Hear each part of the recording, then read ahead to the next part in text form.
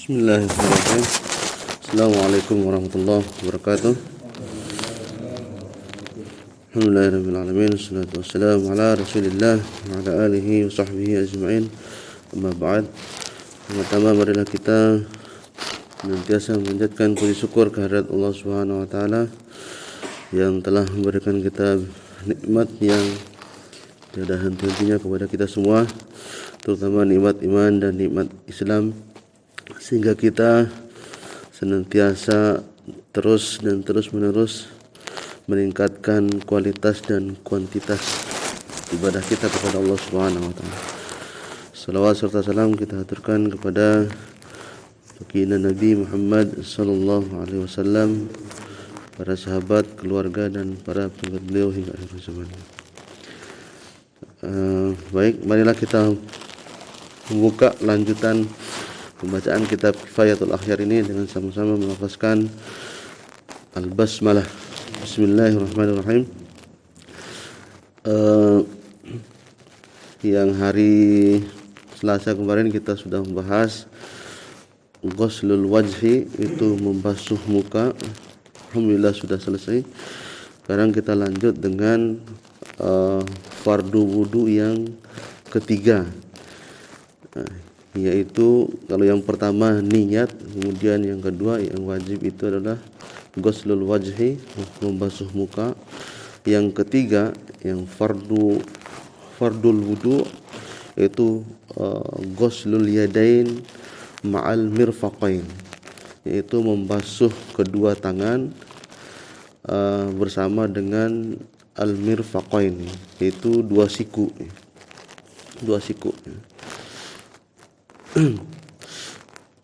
Al-fardus salis, fardu yang ketiga adalah ghuslul yadain ma'al mirfaqain, liqaulihi ta'ala wa aydiyakum ilal marafiq, yaitu ghuslul yadain, membasuh kedua tangan ma'al mirfaqain sampai kedua siku, liqaulihi ta'ala, dengan firman Allah Subhanahu wa taala dalam surat Al-Maidah ayat ke-6, wa aydiyakum ilal marafiq. Dan ini lanjutan ayat yang sebelumnya, wamsahu wujuhakum wa aydiyakum ilal marafiq. Ini lanjutan ayatnya, yaitu basuhlah muka kalian, kemudian dan kedua tangan kalian sampai ke siku.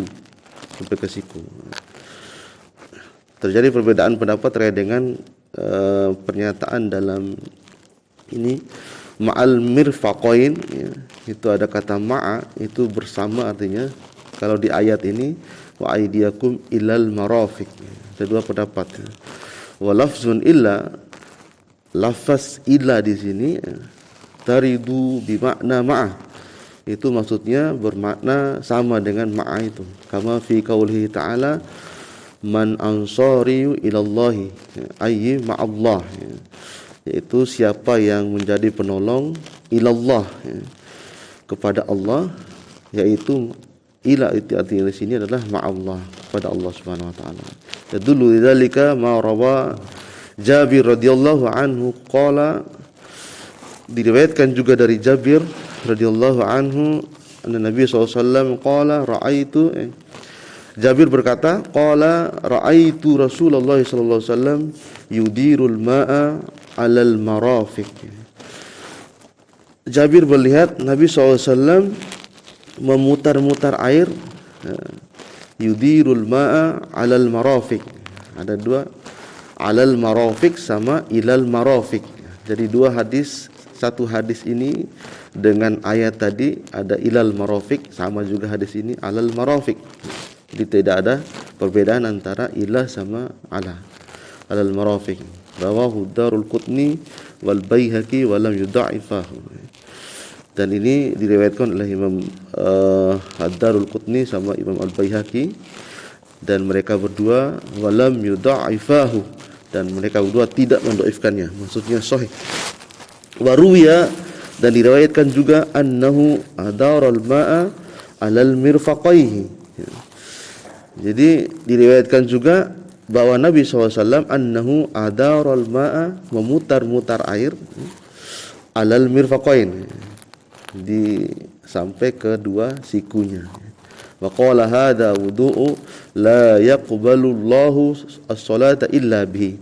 Ini adalah wudu, cara wudu mencuci tangan ya, yang tidak Allah terima salat kita, tidak terima wudu, tidak terima salat kita kecuali dengan cara wudu seperti ini. Ini keterangannya cara kita berwudu. Maksudnya di sini, jadi yang namanya tangan dari ujung kuku sampai sini. Kalau dalam mencuci mencuci tangan dari ujung kuku ini, ambil basuhin atas, kemudian di sini diputar-putar. Itu maksudnya ya, di siku, kemudian di bawah sampai ujung 3 kali. Sama. Sampai benar-benar basah. Gini 3 kali ini. Namanya di sini Nabi ini memutar-mutar di sikunya, memutar-mutar air itu biar basah semuanya. Bila perlu dilebihin di atas siku. Ini namanya tangan. Kalau tangan itu sampai di sini batasnya. Ini yang dilakukan oleh Nabi SAW, dan menurut mazhab Syafi'i sampai di siku diputar-putar berdasarkan hadis ini dan ayat. Kalau ayat masih secara umum, kalau di hadis sampai diputar-putar sampai ke sikunya. Kemudian wayajibu isalul ma ila jami'i sya'ri wal bashar.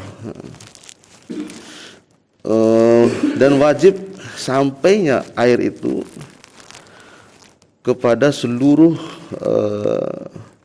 rambut atau bulu dan kulit. Jadi kalau ada kita punya bulu yang panjang tangan gitu, kan banyak gitu. Jadi wajib dia kena anunya, basah semua bulu-bulunya, kemudian basah semua kulit-kulit di bawahnya. Kalau ada yang tebal-tebal, tapi syukur tangan-tangan kita ini ya tipis aja bulu-bulunya.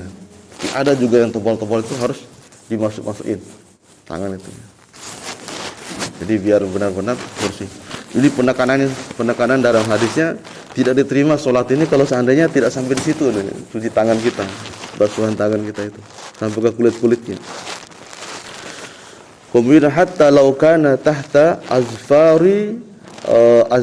azfarahu tahta azfarihi wasihun, sampai walaupun sampai di bawah kuku-kuku kita itu ada kotoran, jadi harus dibersihkan. Jadi kita punya kuku panjang, ada kotoran harus dikeluarkan, bersihkan, biar sampai biar sampai benar-benar sampai airnya, air wudu itu. Di kuku dipotong aja bagi laki-laki. Kalaupun nggak dipotong, dibersihkan, dan itu dipastikan masuk ke dalam kuku itu. Dan ada keterangannya bahwa kotoran-kotoran ini bisa, atau penghalang-penghalang yang lain. Misalkan ada tato. Kalau tato memang kalau bisa dibersihkan, bersihkan. Kalau memang sudah nggak bisa, itu dimaafkan. Karena tato itu bisa menghalangi air mengenai kulit.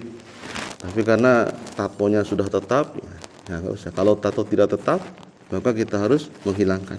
Itu sebagai penghalang. Kalau penghalang yang normal, tidak ada apa-apa, adalah kotoran kuku. Jadi kalau ada kotoran kuku, kemudian tidak sampai gara-gara kotoran itu, maka wudunya tidak sah. Kemudian ada cincin, batu akik, itu harus dibuka dulu itu. Nanti bisa menghalangi masuknya air di jari kita. Jadi dibuka aja dulu batu akiknya. Cincin apapun ya, dipakai oleh laki-laki maupun perempuan. Kemudian bisa juga perempuan yang pakai henna. Itu bisa menghalangi wudu itu henna. Makanya kalau perempuan pakai henna biasanya pas haid aja gitu, atau pas menikah. Tapi setelah itu harus dibersihkan. Pakai henna, pakai gambar-gambar, tidak harus, kecuali ada gambar-gambar yang tidak ada pengaruhnya dengan kulit, tetap dia basah kulitnya. Tapi kalau bisa menghalangi basahnya kulit, maka wudunya tidak sah ya. Tidak sah. Kemudian yamna'u wusu', yamna'u wusulul ma' ila al-basarah lam yasihu wudu'uhu. Kalau seandainya semua itu kotoran tadi, kemudian ada yang menghalangi semua dari itu, sampainya air kepada kulit, ya, yang menghalangi air sampainya kepada kulit, lam yasihu wudu'ahu, maka dia tidak sah wudunya, wa sholatuhu batilah, dan solatnya itu batal. Jadi ini ya yang harus kita perhatikan. Yang ngecat habis ngecat nggak dibersihkan sama sekali, masih ada, itu bisa menghalangi, itu harus dibersihkan. Karena dibilang di sini wa sholatuhu batilah, solatnya batal. Jadi ini harus kita benar-benar kita perhatikan. Jadi inilah kesempurnaan dari Islam, kita hati-hati, tidak asal-asal berwudu, apalagi tidak kena sebagian. Pernah juga ada riwayat Nabi itu ketika ada seorang sahabat wudu, bahkan tidak kena kaki bagian belakang gini, wudunya itu asal cuci kaki tapi bagian belakangnya masih kering, maka disuruh ulang sama Nabi SAW. Begitu juga tangan ini, keterangannya wajibu isalul ma ila jami'i sya'ri wal basar. Jadi sampainya air kepada kulit tangan kita itu, sampai di kotoran-kotoran kuku harus kita bersihkan. Inilah kebersihan dalam Islam itu sangat diperhatikan. Di wudu aja ini luar biasa. Kita diperintahkan kalau kita perhatikan baik-baik. Ini juga bisa menjadi buat kesehatan kita. Ya itu aja untuk yang ghuslul yadain ma'al mirfaqain, ya. Dan kalau kita lanjut ke wajib yang fardu yang keempat, ini masih lumayan panjang pembahasannya karena terjadi khilaf para ulama terkait dengan mashul ra'si, membasuh kepala. Insyaallah kita bahas nanti hari Sabtu kalau ada kesempatan. Wallahu a'lam bishawab. Itu yang bisa saya sampaikan. Subhanakallahumma wa bihamdika asyhadu an la ilaha illa anta astaghfiruka wa atubu ilaik. Wassalamualaikum warahmatullahi wabarakatuh. Terima kasih, Ustaz.